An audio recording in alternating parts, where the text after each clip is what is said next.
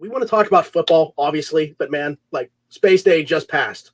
We got no clue what we're talking about. I know Tyler has some questions of his own, but I just want to talk about your externship at NASA and what that whole process was like. Oh, it was a blast, legit. So the first time I was down there last off season before COVID kind of changed the Mm, whole way of yeah. everyday life.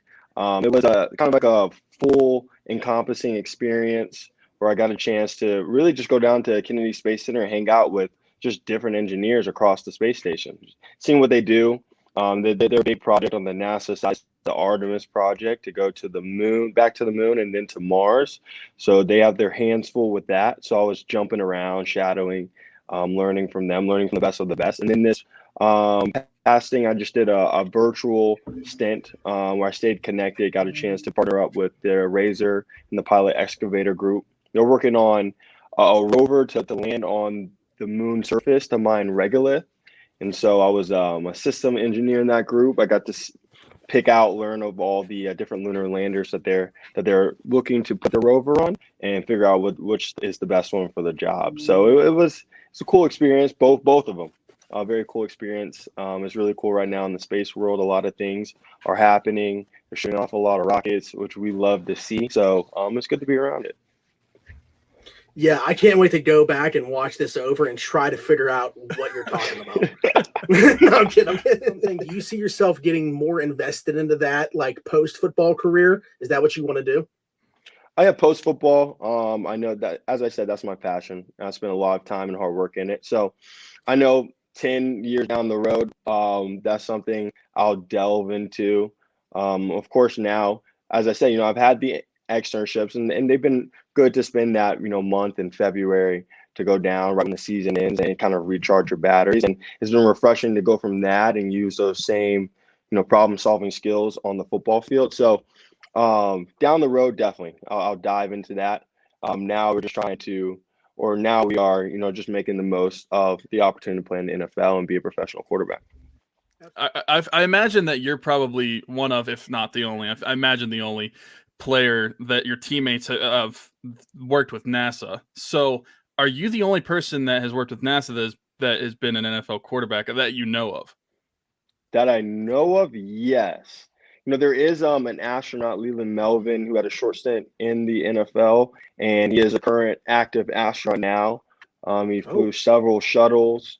He's gone to the space station. I'm not sure when his next journey is, but he is an active astronaut now. I got a chance to meet him at a SpaceX launch about a year ago, and it's cool, like hearing his story and how he's using, playing the NFL and now being an astronaut to inspire the next generation of athletes who are interested in STEM, and also really good at football, really good at baseball, really good at whatever their sport might be. So, but to your question, as quarterback wise, as far as I know, I'd say I'm a one of one. what your favorite planet is besides Earth? Favorite planet? Yeah. Oh, that's a good question. I think it's Mars because it's like actually obtainable to go there. So it's so fascinating. It's like we could actually, like we could literally actually build a civilization on another planet. Like that's just stuff you see in movies, and we are probably 10, 15 years away from that. Like from you guys just walking outside and just looking up, saying, "Yeah, people live on Mars right now." Like, is that obtainable? So I think that's So you probably my think it favorite. you think this happens in our lifetime? That's actually a question I Oh, was going to without a ask. Is doubt. like, when do you think that we would actually like get to Mars first of all, and then be able to like live there as well? But you just kind of answered it. Without a doubt. I think the timetable that they have is a little fast. Like they're saying like boots back on the moon 2024, and then 4 years later, like we're going to Mars.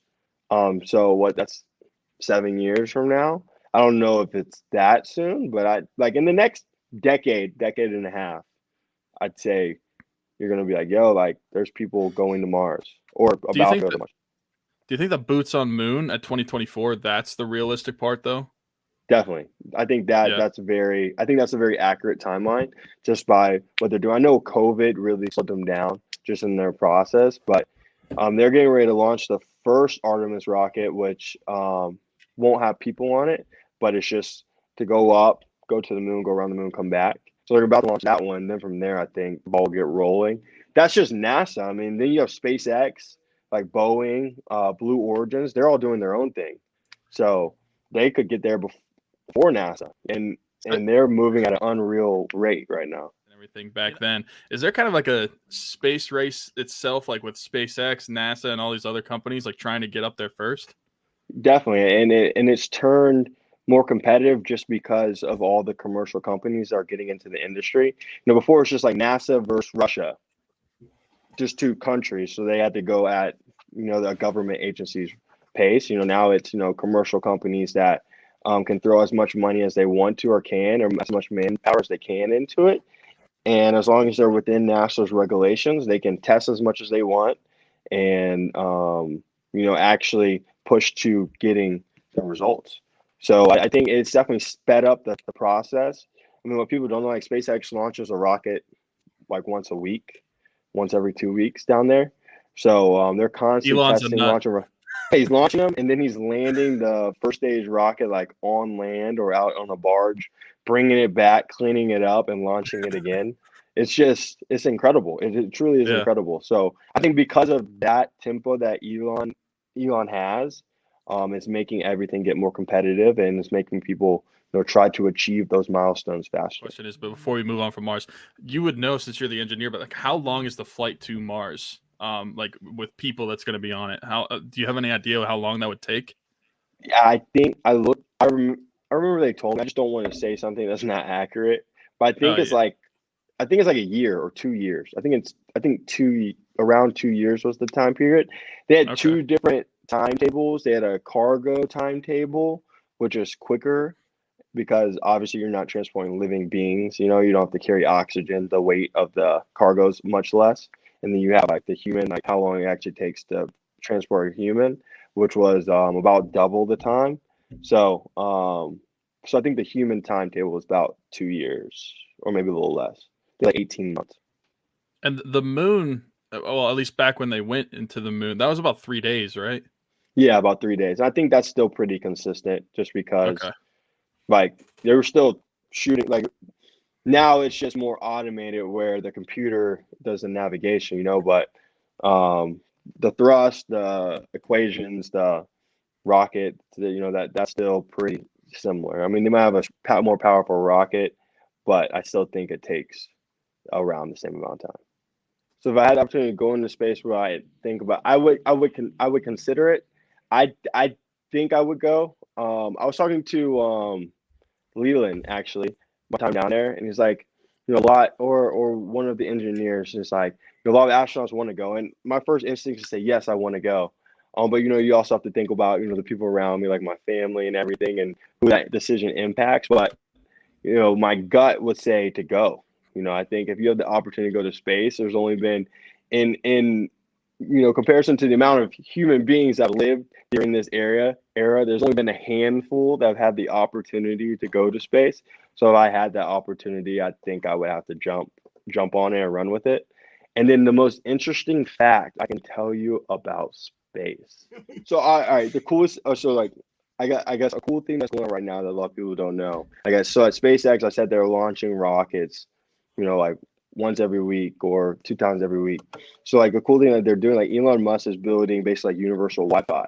So launch a rocket into lower orbit, which is just the orbit closest to Earth, where you're still orbiting the Earth in the atmosphere, and he'll put a satellite up.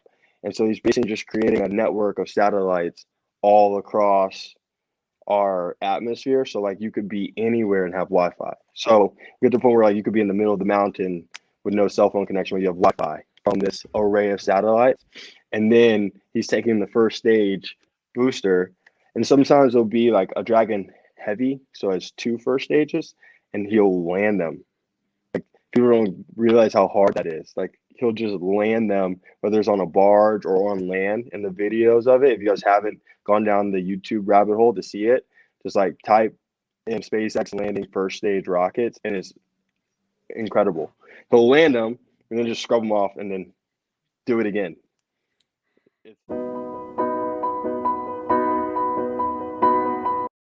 Now, this might seem like a a weird question, and I told Smitty I had a weird question beforehand, just Yeah, because he it did. deals with space. Okay. Okay, since you've worked with NASA, I know there's a lot of conspiracy theorists out there, and I'm not one of these. Can you Okay. say with confidence, did they land on the moon? Oh, 100%. 100%. So Okay. this is how I explain that. Because a lot of people are like, we went to the moon, like 1969? Like, why haven't we gone back? It doesn't make sense. So this is what I explained to them. We went to the moon. We had several missions to the moon. Several of the Apollo missions, right? We landed on the moon surface. We went back. They obviously had Apollo 13, where then they didn't go back after that.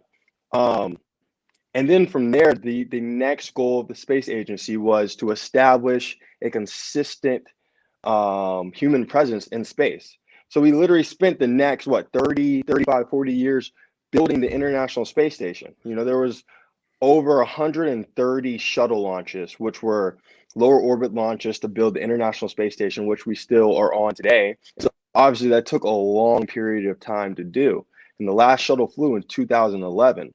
So from there, over the last 10 years from the shuttle, they're trying to transition to how can we become more reusable in space travel?